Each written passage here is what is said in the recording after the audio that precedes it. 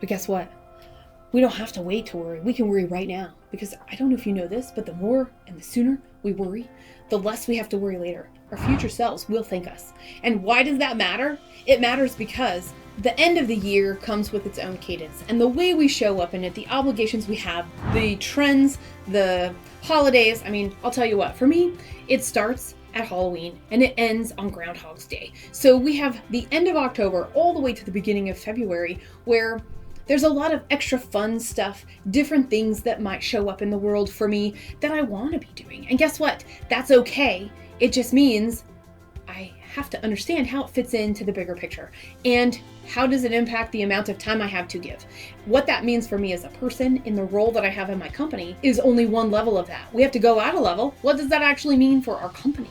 What does that actually mean for how we manage the resources we have of the teams that come to work with us every day, that choose to, that bring their feet to our work to participate, and they've hitched their missions to ours to make a difference in the world. And we really can't wait because our future selves are going to be like, what now? We're feeling behind. And the people that we work with are like, what are we supposed to be doing? That's not really what we talked about. And now I'm feeling a little bit of whiplash. So taking the time to think about things right now at the end of the year helps us understand what our priorities are as we go. I know a lot of you out there might set your budgets in October, might set your budgets in December, but you actually don't even think about the goals to go with those budgets until January. What? No, come on. I mean, hi, do you vacuum your carpet after you put up all your decorations and decorate for the party, or do you vacuum your carpet before you set up? Right? This is the same thing. You can have a budget, you can have all of these things, but unless you've actually thought about what you want to do, it's an afterthought, and you want to build them together and cohesively. So one of the things that we can do is take time. And you know, I talk about present retreats all the time. There's stuff everywhere about it. So I'm not going to tell you how to do that right now. What I am going to tell you is when you have a regular practice, you have the ability to expand that out to look at a larger period of time.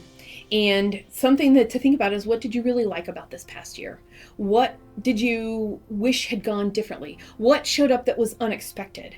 And unexpected, whether it was prepared or not, regardless of the outcome of it, what was unexpected? Because if you look at that and then you look at your biggest goals, here's what I was hoping to accomplish in the next 12 months or the next 18 months or the next 24 months. You can see how close you got to that.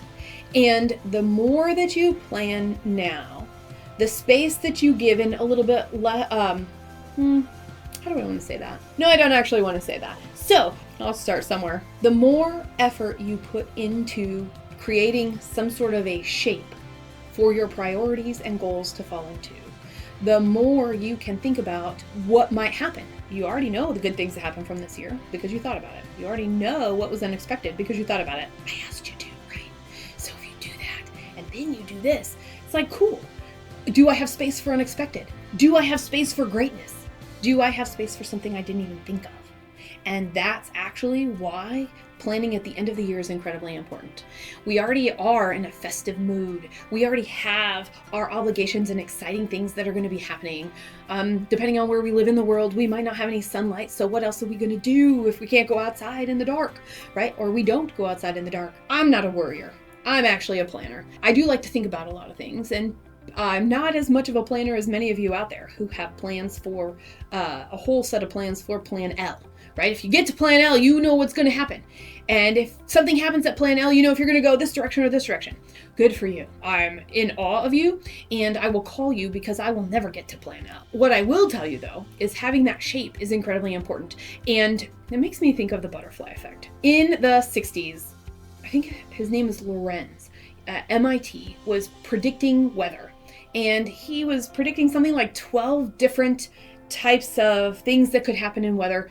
And it was decimal point with all of the decimal points that come after that. In one of his trials that he was running, one of those elements was truncated to just a few decimal places. And it changed the weather pattern so much he couldn't figure out what happened. He didn't understand why all of the data was going to drastically return something so different. Well, it turned out those decimal places matter. So the more you plan, the more rigid you might feel like you have to be. The less you plan, the more you feel always at the whim in responding. And there's a really cool place in between where you get to choose how many decimal places do you want to create places and space for magic amongst the logic. And I think that that's incredibly important, because it is important to go, oh yeah, what I'm doing here, I have some concept of where it's going to be, but is it really over here or is it going to end up over here? We won't know until we start taking action. We won't know until we find the actual interest from our internal resources, the actual amount of capital it's going to take to do this, both in energy and time and tools. We also may start doing this and we may be like, what were we thinking? And by the way, I'm all on board with that. I hope you have many what were you thinking moments when you were thinking about your plan and worrying a whole lot. Because if you do that after you've worried, it's like, cool, why worry? I'm going to keep worrying, it's okay. And that's all right, because planning and thinking and understanding what that shape is just allows us how to show up. It's our past self going, hey, take a break. How much energy do you have right now to carry forward in this moment to take action? Are you still really committed to this? If you are, and there's dissonance or friction, great. There's problems to solve. I'm telling you what, problems to solve are way more fun than having a lot of stuff just go to the flow. I love being in flow. I love it when everything goes right. It gets boring. I'm here to solve problems. I'm not sure about you, but I'm here to solve problems and have fun. And so what is the challenge? How can we grow? How can we keep our curiosity about us? That's where the butterfly effect really hits home for me. What are the benefits? Get the worry out of the way so you can go have fun. And it's like doing all your chores before you go play. Okay, cool. Another thing would be, if you don't have a process, it's the time to understand what a process of reflection could look like. Because if nothing else, it allows you to take everything and see it in one space, so that you can go, look what I did. Look what we did. Look what we didn't do. Look how cool everybody else thought this was. Look how well received it was. And really be able to acknowledge where the momentum is, acknowledge the wins, and recognize where there's opportunity for improvement, because maybe you have time to improve, but if you don't, quit making goals that are associated with that. Lean into your strengths for a year. Put everything else on hold and try again. There's a right time for everything. And just because you chose it doesn't mean it's the right time. So you could worry about it, or you could go, hey, I got it. There's space for it. Here are the steps when it shows up, or here's where I think it's going to show up and I have the steps ready that we're going to follow, and see what happens. Because in the end, we know what it takes to make our business go. We know how to keep those lights on.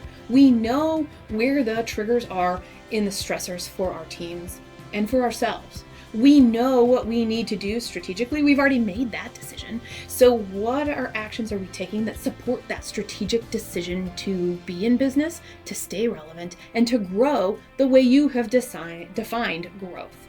So if any of that was like confusing, if any of that was overwhelming, if you're not quite sure where to start, I've got something for you. There is a one-time 30 minutes whenever you want business base camp. And that's what we're going to talk about in it. You can tell me what's going on or what's not going on, and we'll talk about that, and we'll put a shape around it. We'll give you some things to think about so that you can go away to your next planning session and have more concrete information in terms of a shape with which to worry about whatever you're going to worry about, understand what's actually here so that you can make a plan and step toward it. All right, so all the information you're going to need to be able to take advantage of that is in the description.